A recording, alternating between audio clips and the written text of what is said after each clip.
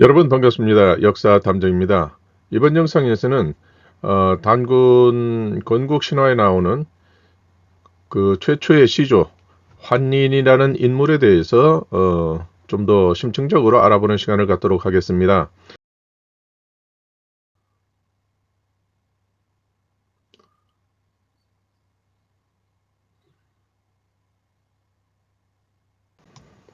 또 이렇게 해도 됩니다. 뭐 굉장히 많죠. 그 다음에 이렇게 해도 됩니다. 그래서 이것은 어떠한 기준으로 삼신을 표현했느냐, 어떠한 기준으로 삼신을 표현했느냐. 그래서 디테일한 그 내용은 차이가 있으나 그러나 그 기본 모티브는 삼신에서 비롯된 것이다 하는 것을 알려줍니다.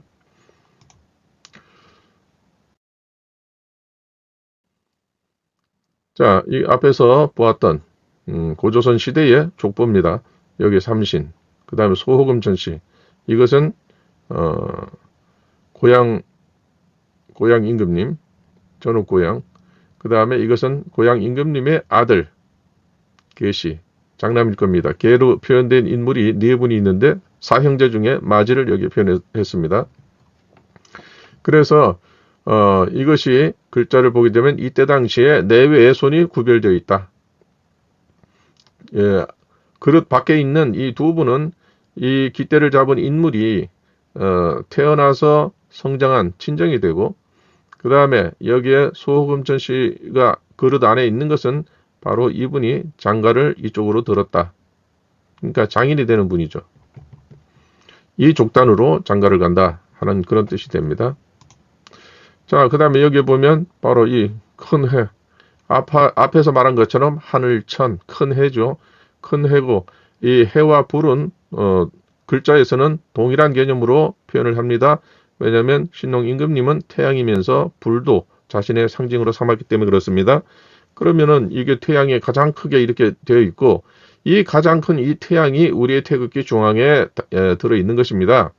그래서 이것을 보게 되면 대문구 문화와 직결된 그러한 어떤 관계에 있는 것이 우리의 태극기다. 이렇게 볼 수가 있죠. 그래서 천신을 나타낸다. 이렇게 볼 수 있는 것입니다. 그리고 불꽃으로 보게 되면 하나, 둘, 셋, 넷, 다섯 해서 1, 3, 5로 나갑니다. 그래서 이 가운데 이사는 어디로 갔느냐? 말 그대로 이사 갔습니다. 이 장가를 가서 장인 장모 있는 쪽으로 가기 때문에 장가 간다 합니다. 그러면 제사를 지낼 때 바로 그래서 이렇게 같이 남아있는 인물과 장가를 간 인물을 합쳐서 이렇게 제사를 지내는 이 제도가 이때는 이미 존재를 했다는 것을 알 수가 있습니다. 그것이 오늘날 제사 지낼 때 소목을 구별하는 그러한 기준이 되는 것입니다. 그리고 이분은 양족단의 가장 으뜸이 되는 시조가 되는 분이기 때문에 이분은 어디에서 뭐 황제 쪽이든 또 우리 쪽이든 이분을 기리는 제사를 지낼 때에는 항상 중앙에 모시게 되는 겁니다. 그래서 이분을 일러서 영원히 제사에서 빼지 않고 또 이분이 중앙을 차지한다. 그렇기 때문에 영구불천, 그 다음에 만성시조, 그러니까 영원히 제사상에서 옮기지 않고 또 모든 성씨를 가진 인물이나 족단의 시조가 되는 분이기 때문에 만성시조 이렇게 표현을 합니다. 자, 이건 앞에서 설명드린 것처럼 이사제 왕도에 있는 표현된 그러한 글자인데요. 바로 이것이 한민족으로서는 친할아버지가 되는 천신 신농 임금님이고, 이것은 우리에게 외조가 되는 그 소호금천씨, 천자로서의 소호금천씨 이렇게 볼 수가 있습니다. 그 다음에 여기에 보면 보통 천 그러면 우리는 태양을 기준으로 해서 이렇게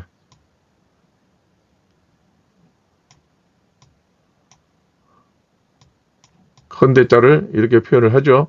그런데 여기서는 이렇게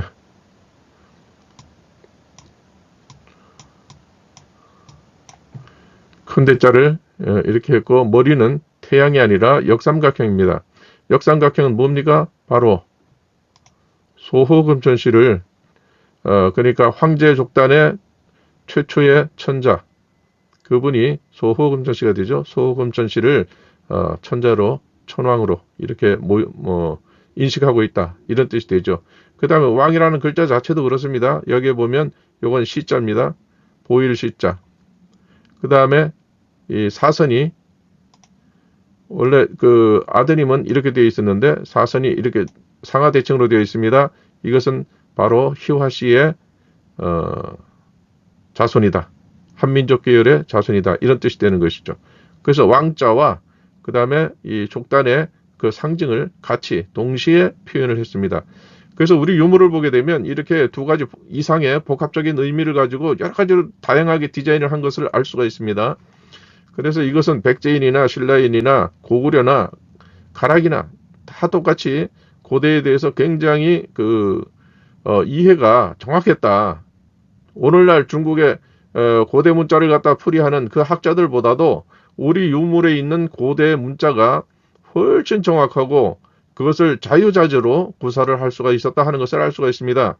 그래서 우리 이 학자들 중에 보면 옛날에 우리에게는 글자가 없었다 이런 말을 합니다. 아주 무식한 말입니다. 그거는 여기에 보는 것처럼 이 신라인들이나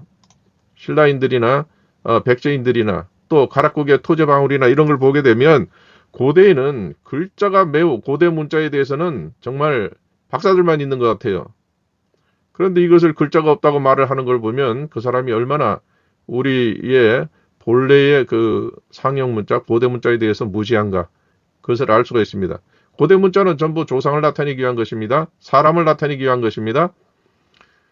그걸 모르니까 그런 말도 안 되는 소리를 하는 것이죠. 왜 글자가 없어요? 유물 자체가 글자인데.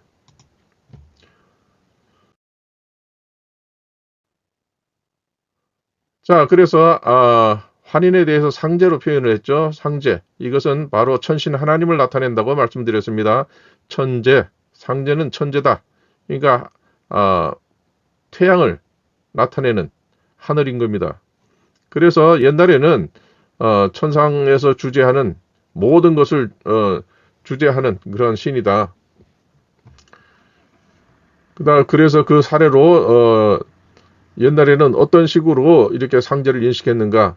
상제는 과인의 박덕함에도 결국 그러한 죄를 너그러이 대하셨다. 이렇게 이제 표현할 정도로. 그러니까 상제는 그 자손들의 모든 생사 여부에 대해서 개입을 하고 또 그러한 것을 도와주기도 하고 또 그에 합당한 잘못된 것을 질책하기도 하는 그러한 존재로서 이렇게 인식을 하고 있었다. 그래서 하나님을 굉장히 염두에 두고 살아갔다 하는 것을 알 수가 있습니다.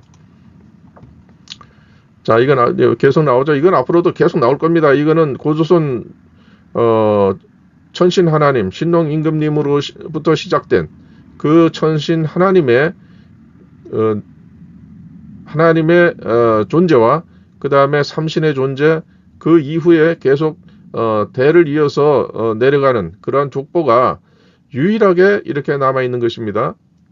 이 보종시에서 남아있었죠. 이 보종시는 고려 백자 신라 때까지 그 보종시 일대에서 존립을 하다가 결국은 역사 과정 속에서 밀려나가지고 지금 압록강, 두만강, 이남으로 이렇게 밀려오게 된 것입니다. 그래서 모택동과 주울레가 외계문서에서 보게 되면 바로 자신들의 조상이 조선인들을 갖다가 침략하고 억지로 밀어내가지고 그렇게 된 것에 대해서 사과하는 그 내용이 들어있습니다. 그래서 그 내용은 한번 제가 살펴보고 그것을 전문으로 한번 올리도록 하겠습니다. 자, 여기 보면 자, 이 삼신을 나타냈죠. 여기 삼신 나타냈죠. 그 다음에 이 삼각형은 삼신을 나타내는 다른 표현이면서 또 한편으로 사람을 나타낼 때는 희화씨를 나타내는 것입니다. 그 다음에 옆으로 된 이 횡은 뉘조, 천신 하나님의 따님이 되는 뉘조를 나타내고 이 뉘조의 이 역삼각형은 뉘조의 아드님이 되는 소호금전씨를 나타냅니다. 그 다음에 이것은 뭡니까? 달입니다. 달 두 분이 있는 것은 뭐죠?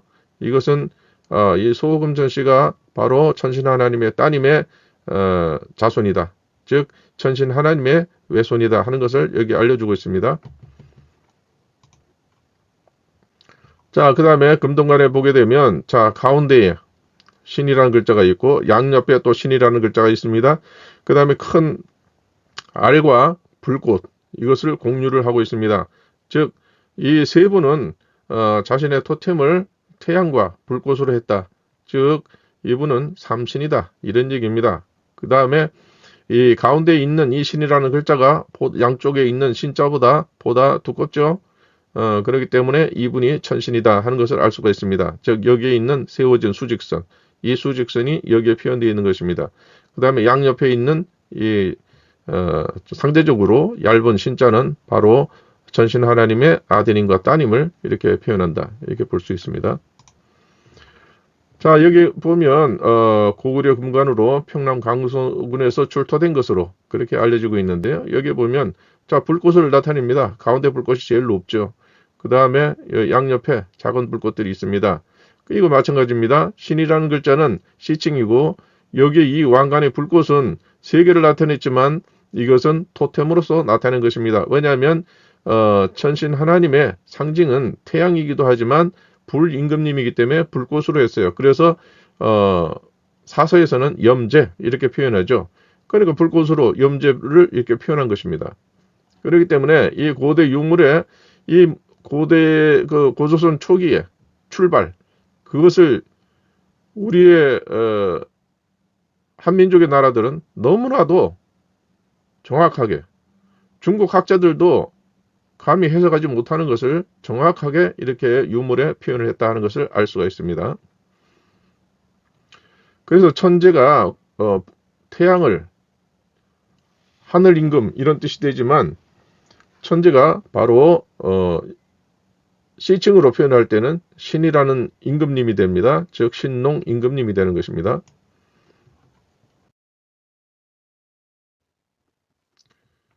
그래서 환인천왕은 타라. 그러니까 고대에는 받침이 없는 계음자로였습니다. 그렇기 때문에 일본어가 지금 그와 같은 형식을 많이 취하고 있는데 타라 이렇게 되어 있습니다. 이것 뒤에 가면 이 아자가 사라지게 되고 달 일이 됩니다.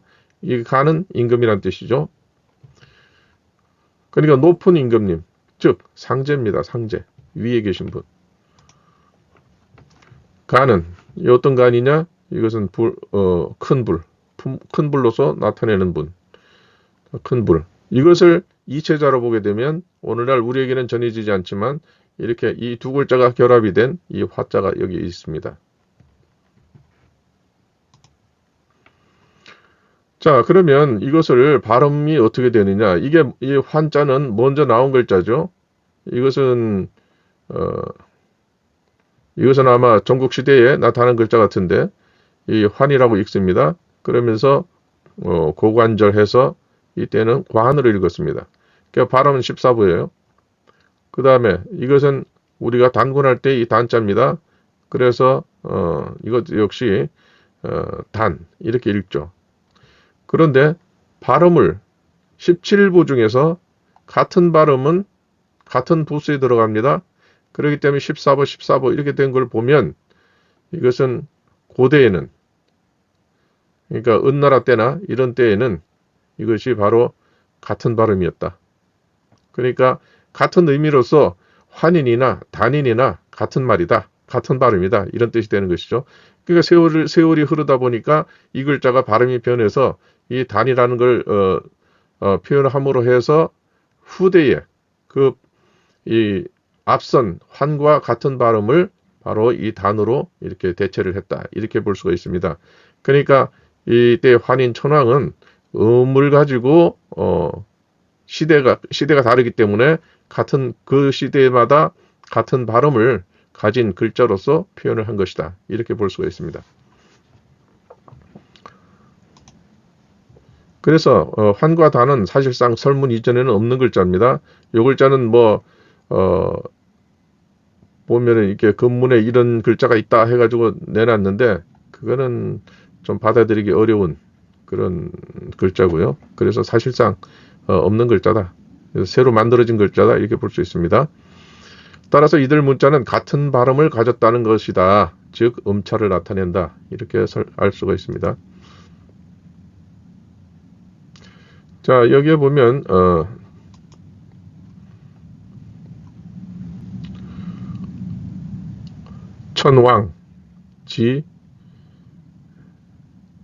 천왕지정 부하고 여기에 이건 현재 그 사전을 찾아보니까 없는 글자예요. 그런데 일단 나타나는 것은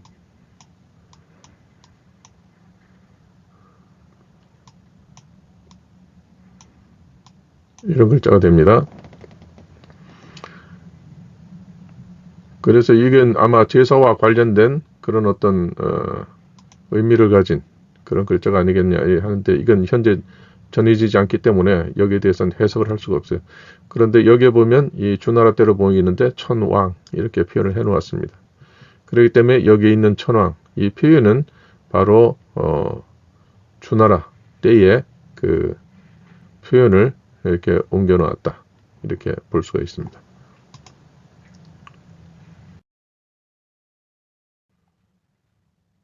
그래서 또 다른 표현, 환인의 다른 표현을 보면 일대주신, 앞에서 말씀드렸습니다. 일이라는 건 한 분, 그 다음에 큰 대자, 주는 불, 신, 이건 천신 하나님, 시조 하나님. 그러면 이 주자는 뭐냐? 등중 화주 해가지고 등잔에 있는 불꽃, 불심지 이런 뜻이 되죠. 그 불꽃이란 뜻입니다. 상형이고 바로 이 점점 찍은 거, 이 주자입니다. 자, 그래서 보게 되면 고대에는 불임금을 나타내서 불꽃을 이렇게 표현을 했죠. 이것이 오늘날 바로 이런 주자가 되었다. 그래서 이렇게 해놓고 또 그 뒤에는 또 이런 식으로 글자를 만들었죠. 그러나 본체는 바로 이것이다. 본체는 바로 이 불꽃이다. 그래서 유물 속에서 많이 나타납니다. 그래서 이것은 큰 불로 하게 되면 이건 천신 하나님, 이 신농 하나님을 나타내는 것입니다.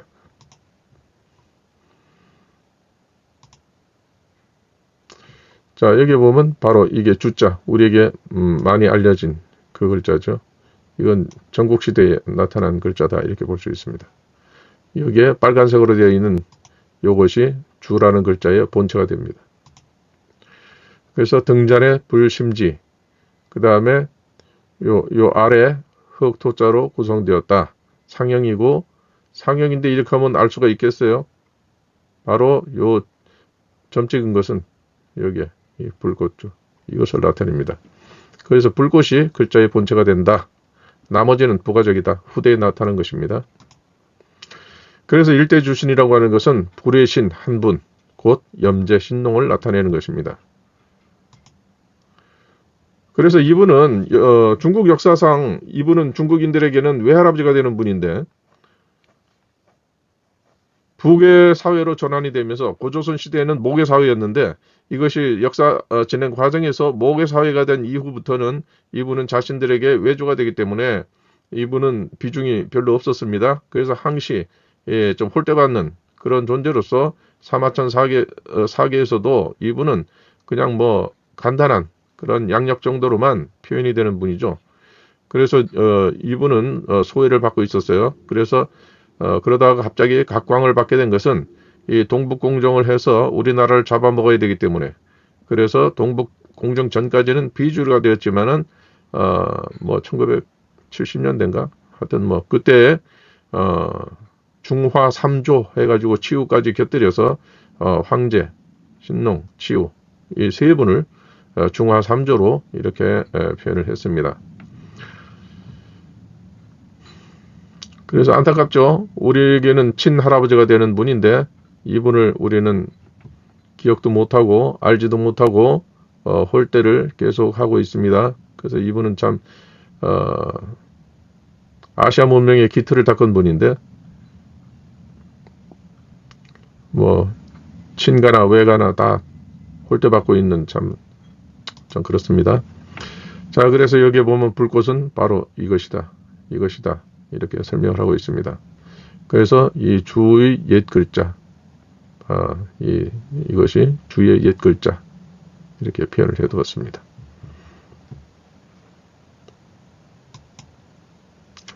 그래서 고대의 그 글자를 보게 되면 바로 이 큰 불, 주경, 이렇게 되어 있습니다. 불임금님의 자손, 경씨, 이렇게 표현이 되어 있죠. 그러니까 이건 고조선 시대의 글자가 됩니다. 자, 이 불꽃을 가지고 그 안에 오씨가 여기 들어 있습니다. 여기 보면 어떤 사람은 아라고 읽는데 이게 실제로 아라고 읽는 것이 아니라 개라고 읽어야 될 것 같은데요. 여기 보면 불꽃을 이렇게 표현을 하고 그 다음에 그 안에 이 오씨가 들어 있습니다. 이분은 누구냐 하면 고향 임금님의 손자가 되는 분입니다. 그래서 여기에 보면 이 불임금을 표현하고 자신이 들어 있습니다. 자신은 불임금님의 직계 자손이다 하는 것이 여기 들어 있죠. 그래서 이것이 오늘날에는 이 불임금님 홀대받기 때문에 그냥 이 점 하나로 끝나버려요. 실제로는 이 불꽃인데, 그러나 우리의 유물에서는 이 불꽃 표현이 굉장히 많습니다. 왜냐하면 고대 국가, 고대 동의의 나라는 다 이분을 친조, 친할아버지로 인식을 하고 있었기 때문에 이런 유물들이 많이 나오고 있습니다. 유적에서도 나오고요. 그래서 그 사례를 보게 되면 이것은 부부청 금 귀걸이 있는 것인데, 자, 여기 보면 큰 불이 있죠. 천신 하나님입니다. 여기는 상하대칭으로 되어 있죠. 천신 하나님의 자손, 아무개, 이런 뜻이 되는 것이죠. 그 다음에 여기 보면 태양이 이렇게 해가 두 개 들어 있습니다. 즉 이것과 해와 불은 같은 개념이기 때문에 여기에 해를 3개를 놓은 것과 같고, 또 역으로 하게 되면 불꽃 3개를 그려도 이렇게 표현을 해도 같은 뜻이 됩니다. 그렇기 때문에 이것은 불임금님의 3분, 아드님과 따님을 나타낸 것이죠.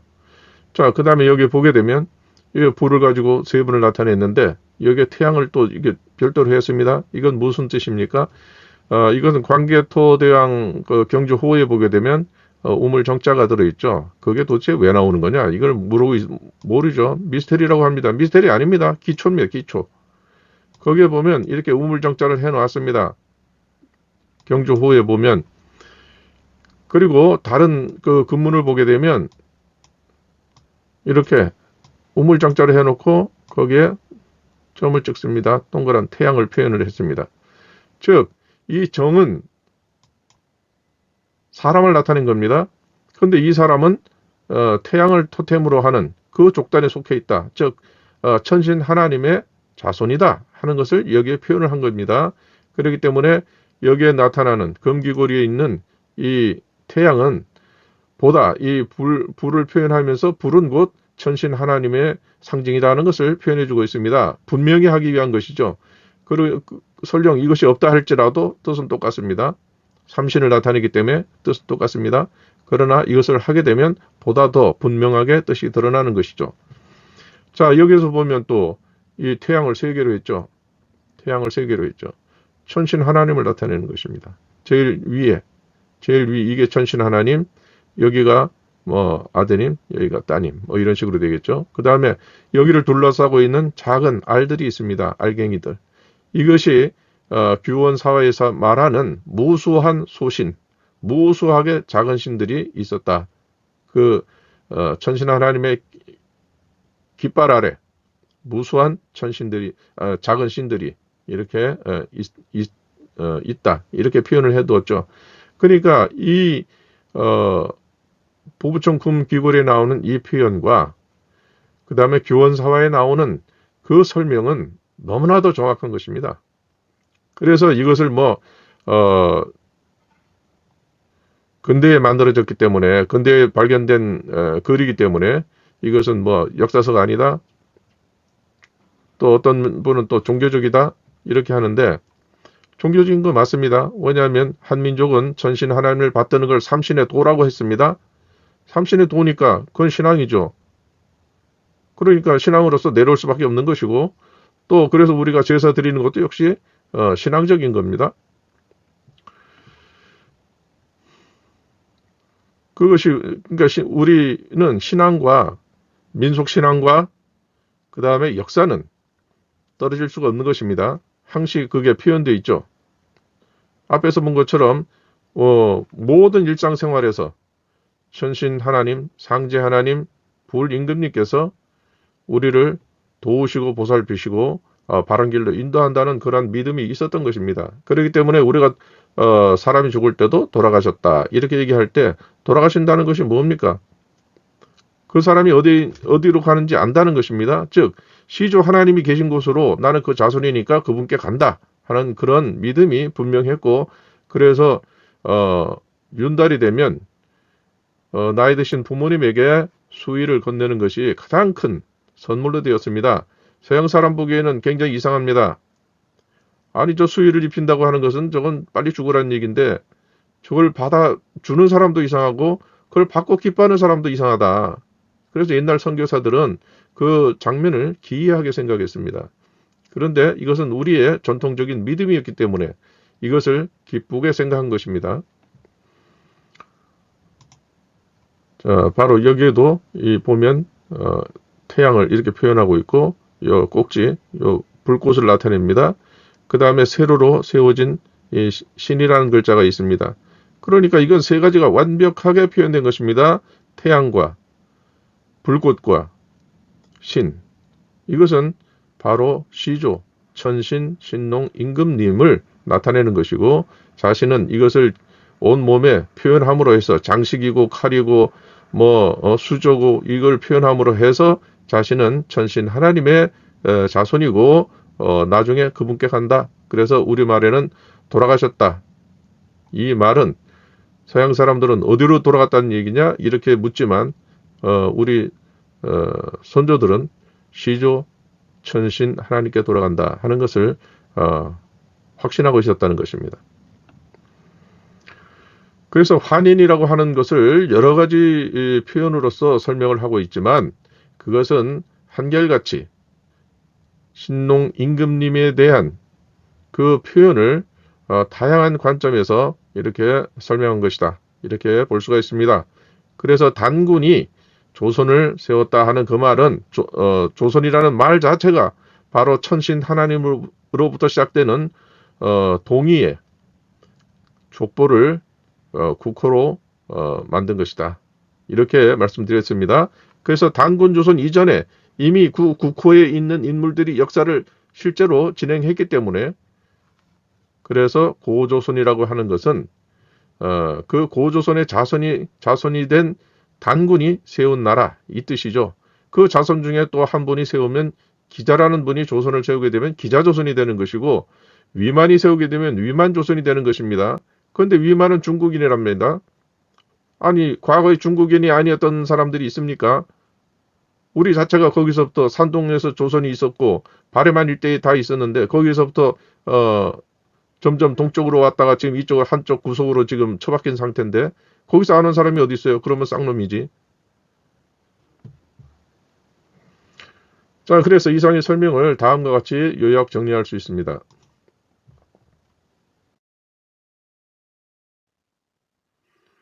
단군의 시조 환희는 여러 버전에서 상제, 천신, 일대주신, 단인, 천왕 등으로 인식되었다. 이러한 표현들은 환인의 정체를 다양한 시선에서 표현한 것이며 이를 뒷받침할 수 있는 근거는 금문과 고문원, 유물 등에서 찾을 수 있다. 상제는 금문에서 소금천씨의 선대를 나타내며 그러니까 앞선 시대의 인물이다 이 말이죠. 천신은 하늘, 곧 태양을 토템으로 삼은 신농 임금님이다. 일대주신이라고 한 것은 삼신 중 최초의 신, 최고의 신으로 등장하는 신농 임금님이다. 단인 천왕은 갑거름, 타라, 고와, 토템, 불의 합체자로 불임금 상제를 나타낸다. 이는 염제는 태양이다. 염제는 불을 표지로 삼았으므로 불로 관직명을 만들고 불로 이름을 지었다는 고문원 기록과 일치한다. 그래서 이 문무왕 비문에 보게 되면 거기에 신라지 성군 창교 화관지 후 이렇게 되어 있습니다. 신라의 신령스러운 조상들은 화관으로부터 시작된다 이 말이죠. 화관이 뭡니까? 불을 맡은 관리, 다른 말로는 화정이라고도 합니다. 즉 천신 하나님의 여기에 보면 염제는 불로 관직명을 만들었다고 했죠. 그 관직명의 그 우두머리가 화관입니다. 불로 관직명을 만들었죠. 이건 아무나 맡는 것이 아닙니다. 그렇기 때문에 신라인들은 자신의 조상이 화관을 맡았다 하는 것을 대단한 자랑으로 여겨서 문무왕 비문에 그 설명을 해놓은 것입니다. 즉 천신 하나님의 자손이었다는 것이죠. 불로 관직명을 만들고 불로 이름을 지었다. 이것이 좌전이나 백호통에 나옵니다. 그런 고문원과 일치한다. 따라서 앞의 네 가지 표현은 모두 신농 임금님을 알린 것이고 고조선의 시조가 환인이라고 하는 그 분이 바로 신농 임금님이었다. 이렇게 말할 수가 있는 것입니다. 그래서 이러한 것은 고문원의 염제에 대한 또 염제 신농 임금님에 대한 그런 설명들이 많이 나타납니다. 사마천만 적게 적었죠. 하여튼 그래서 우리가 단군 신화 이렇게 얘기하는 것이 잘못됐다고 하는데 그건 잘못된 건 아닙니다. 얼떨결에 맞췄긴 했지만 신화라고 하는 것은 바로 신농 임금님의 그 일대기 업적 그런 것을 얘기하는 것입니다. 그래서 단군 신화라는 말은 의도하지는 않았지만 그 표현은 맞습니다. 그래서 신화라고 하는 것은 신에 관한 이야기죠. 그 신은 단군 신화에서는 바로 환인으로 표현을 했습니다. 이상으로서 오늘의 설명을 마치도록 하겠습니다. 영상을 끝까지 보아주신 구독자님께 감사 말씀을 드리면서 다음 영상에서 또 찾아뵙도록 하겠습니다. 고맙습니다.